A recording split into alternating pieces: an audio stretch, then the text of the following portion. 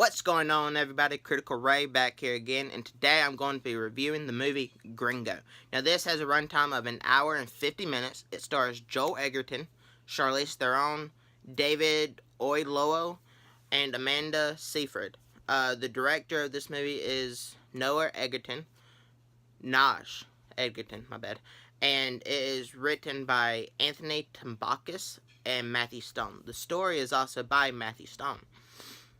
And the simplest description or synopsis for this movie I could give you is Harold is an ordinary businessman and ends up going to Mexico for some business, and he ends up getting kidnapped because of the shady shit that his company is involved in down there. And this is actually, I didn't expect anything going in, and it was actually kind of decent. Is it the best comedy? By no means. This movie has a few good chuckles, but it's not like laugh out loud. They advertise it as more of a comedy than it actually is. Y'all might find it super hilarious, but to me it was just kind of generic. It kind of felt like, to me, a Seth Rogen movie, but not as funny as it could have been. It could have been a lot funnier. But maybe they weren't going for that hilarious type deal where you'd laugh out loud at every other scene. But who knows?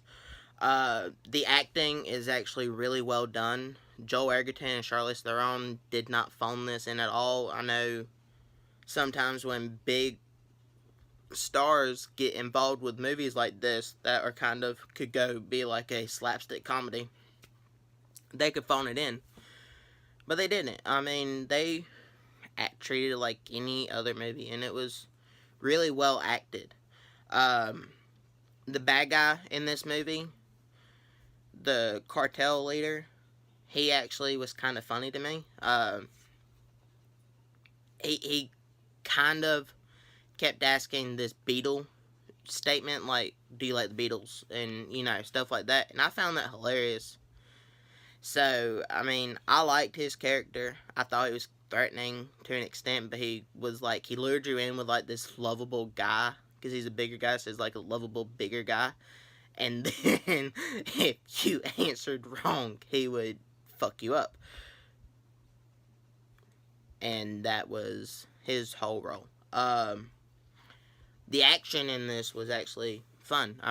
It could have been cheesy, but it wasn't really. It was really fun. Really well done. You could tell that it had a decent budget. And for a comedy action, it was pretty good. Now, I like this movie, but I do have some problems with it. One thing is the storyline it's been done. It's been done quite a few times, actually. So it's very predictable. And that's not always a bad thing, but, they could have done something like put more of their own spin on this generic storyline. And I just didn't feel like they did. It has some subplots that just didn't really pan out, and some of those subplots involve some of the side characters, and like Amanda Seyfried, she's a big named actress, but she plays one of the side characters that has like this running subplot that just didn't really ever pan out. Like, they could have cut some of that out and just done it like in one scene or whatnot, and made the movie a lot shorter, because it felt like it got dragged out, and that's not a good thing at all. I felt like they could have taken off a good 10-15 minutes of this movie, and it probably would have ran a lot smoother and been a better movie. So that is everything that I have to say about this movie.